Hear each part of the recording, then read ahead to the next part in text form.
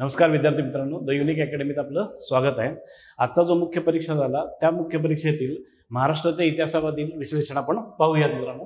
पहिला प्रश्न मित्रांनो, हा प्रश्न समाज सुधारकांशी संबंधित आहे मित्रांनो। 1917च्या खामगावमधल्या मराठा शिक्षण परिषदेमध्ये प्रमुख पाहुणे म्हणून आणि अध्यक्ष म्हणून शाहू महाराजांनी वरील स्टेटमेंट केलेलं आहे मित्रांनो। तर ह्याचं उत्तर असेल रायश्री शाहू महाराज मित्रांनो। त्यानंतर जो दुसरा प्रश्न येतो मित्रांनो, नारायण मेघाजी लोखंडे यांनी कोणत्या वर्तमानपत्राचे संपादन व मुद्रण मुंबई येथून केले? नीट आहे का मित्रांनो, मुंबई येथून केलेलं आहे।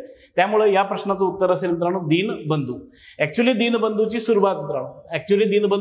सुरुवात कृष्णराव भालेकरांनी 1877 साली केलेली होती आणि ते पुढे बंद पडल्यानंतर नारायण मेघाजी लोखंडेंनी तो मुंबईला नेला आणि तिथून तो मित्रांनो 1880 पासून तो पुनर्प्रकाशित करण्यात आलेला आहे।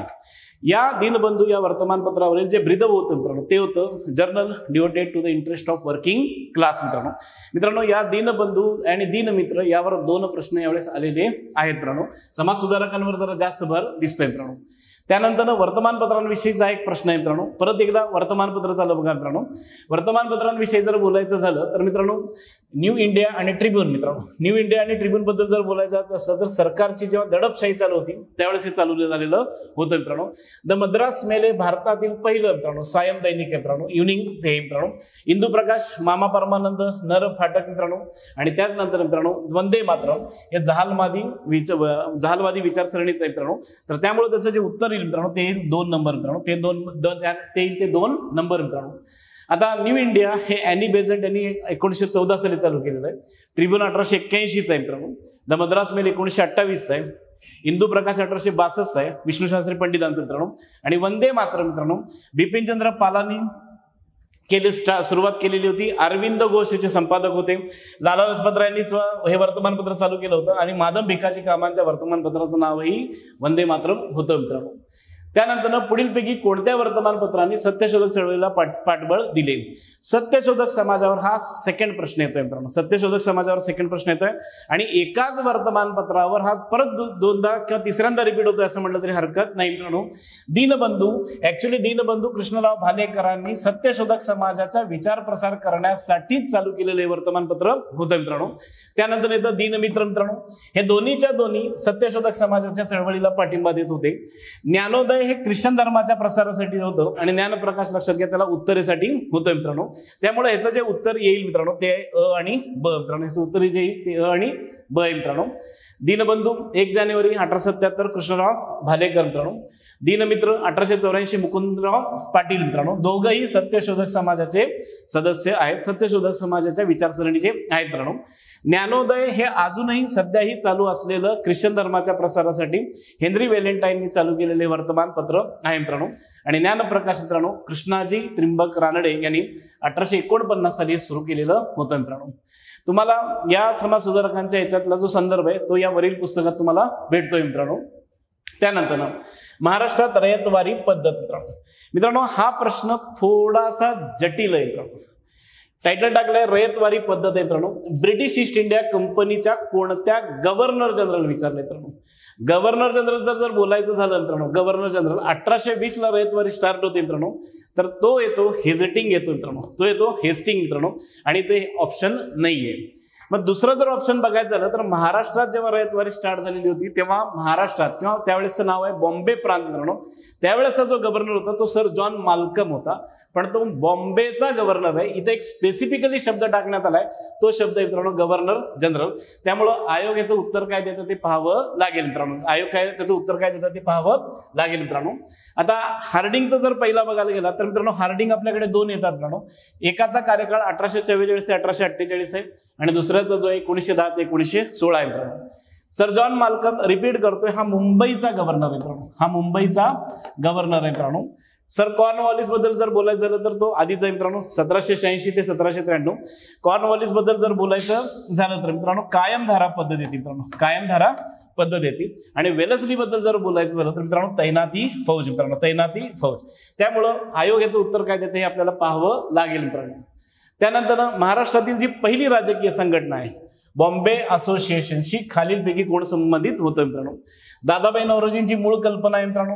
त्यानंतर नाना जगन्नाथ शंकर शेठ त्याचे पहिले कार्याध्यक्ष आहेत आणि भाऊ दाजी लाड त्याचे पहिले चिटणीस आहेत मित्रांनो. मग यामुळे उत्तर जे येतं ते अ, ब आणि क पहिलं आहे मित्रांनो. न्यायमूर्ती रानडेंबद्दल जर बोलायचं झालं मित्रांनो, न्यायमूर्ती रानडे हे पुणा सार्वजनिक सभेशी संबंधित होते मित्रांनो. न्यायमूर्ती रानडे हे पुणा सार्वजनिक सभेशी संबंधित होते. ह्यांचा बॉम्बे असोसिएशनशी संबंध नव्हता. त्यामुळे ऑटोमॅटिकली याचं जे उत्तर येईल मित्रांनो ते उत्तर असेल 1 मित्रांनो.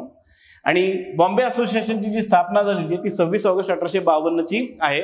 मुंबईतील पहिली राजकीय संस्था आहे आणि ज्या राजकीय संस्थेच्या सगळ्या मागण्या बऱ्यापैकी मागण्या इंग्रजांनी पूर्ण केलेल्या होत्या मित्रांनो. याचा संदर्भ तुम्हाला आधुनिक भारतातील समाज सुधारक या पुस्तकातून मिळेल मित्रांनो. त्यानंतर स्वाध्याय आश्रम मित्रांनो.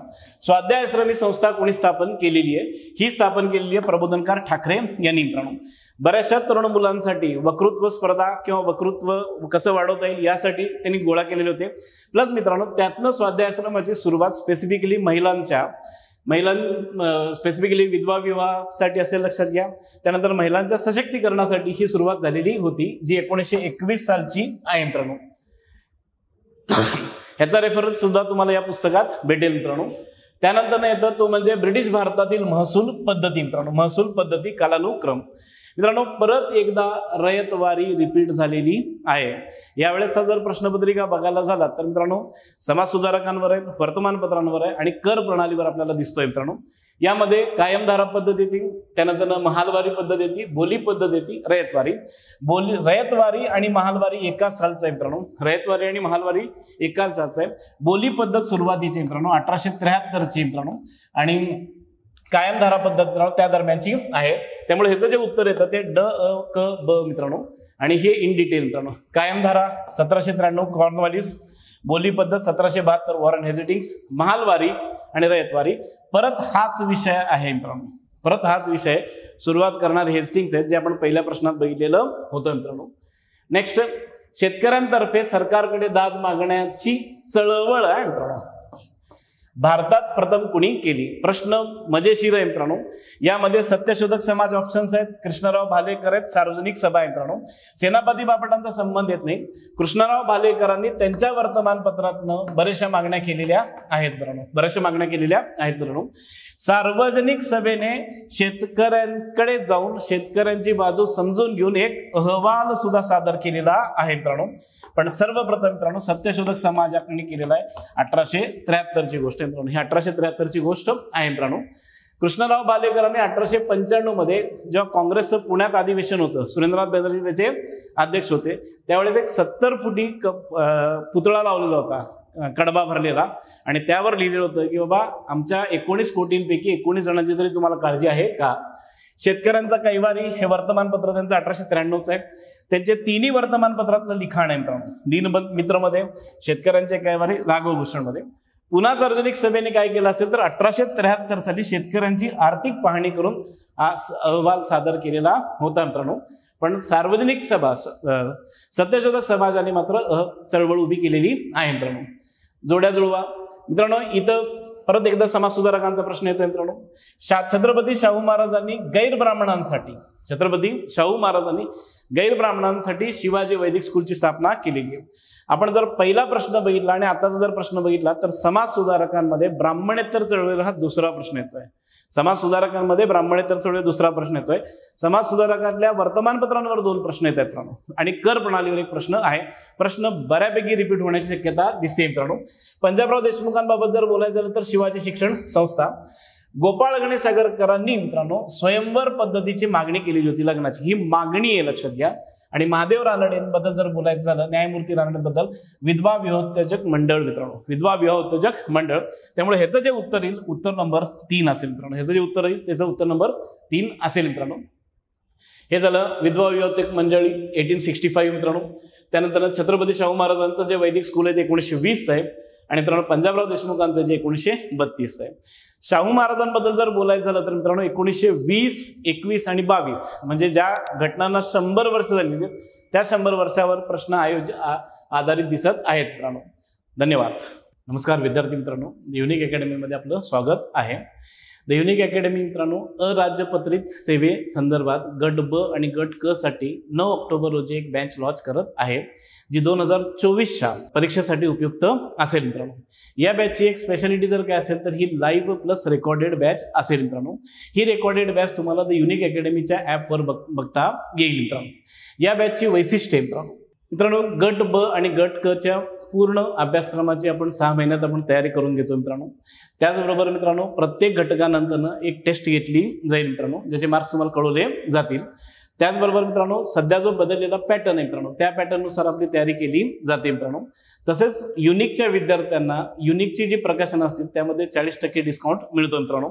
तसेच मित्रांनो सराव परीक्षा घेतल्या जातात, प्रिंटेड नोट्स प्रोव्हाइड केल्या जातात आणि दररोज एक प्राध्यापक लक्षात घ्या इथं असतो, विद्यार्थ्यांच्या भेटीसाठी असतो, विद्यार्थ्यांचा डाऊट क्लिअरन्ससाठी मित्रांनो. ही बॅच 9 ऑक्टोबर रोजी जरी सुरुवात होणार असली तरी 8 ऑक्टोबरपासून याचे फ्री लेक्चर चालू होत आहेत मित्रांनो.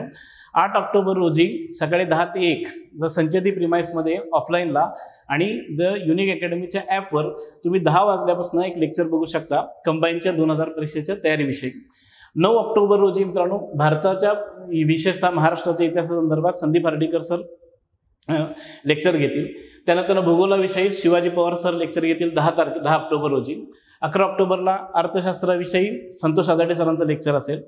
12 ऑक्टोबरला मित्रांनो राज्यशास्त्राविषयी दत्तात्रय कुलकर्णी सरांचं लेक्चर असेल. 13 ऑक्टोबर रोजी बुद्धिमापन चाचणीविषयी गोविंद हिबारे सरांचं लेक्चर असेल. आणि 14 ऑक्टोबर रोजी मित्रांनो इंग्रजी व्याकरणाची तयारी मित्रांनो संतोष जाधव सर घेतील मित्रांनो. आपल्या या क्लासमध्ये स्पेसिफिकली इंग्लिश, गणित, बुद्धिमापन आणि मराठीविषयी विशेष तयारी करून घेतली जाते मित्रांनो. हे लेक्चर्स तुम्हाला रेकॉर्डेड बघायचं असेल तर ह्या स्कॅन केला तर तुम्हाला तो ॲप भेटून जाईल. आणि इतर विषयी जर चौकशी असेल तर मित्रांनो तुम्ही या नंबरवर कॉन्टॅक्ट करू शकता मित्रांनो. धन्यवाद.